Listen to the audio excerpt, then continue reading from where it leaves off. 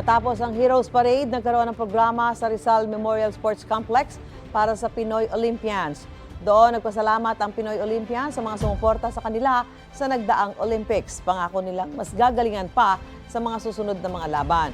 Payo nila sa mga kabataang atleta, ipagpatuloy ang kanilang pangarap at huwag susuko. Proud na proud ako sa mga nakatayo dito sa gilid ko.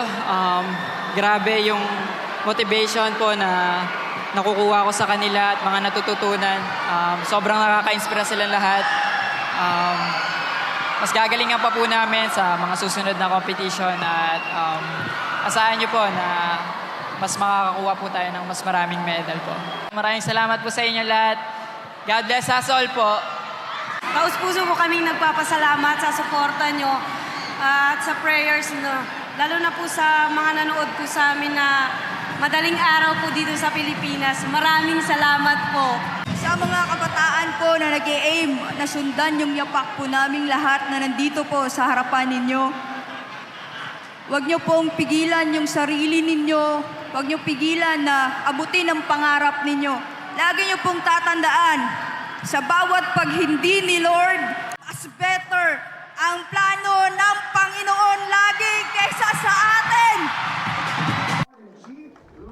Bago ang Heroes Parade, binigyan ng pagkilala ang Pinoy Olympians sa kamera.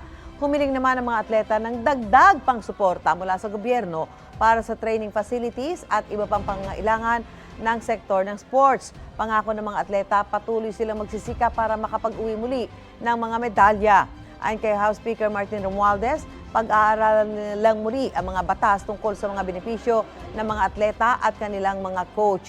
Pupulungin daw nila ang Philippine Sports Commission, Philippine Olympic Committee at mga atleta para sa kanilang rekomendasyon.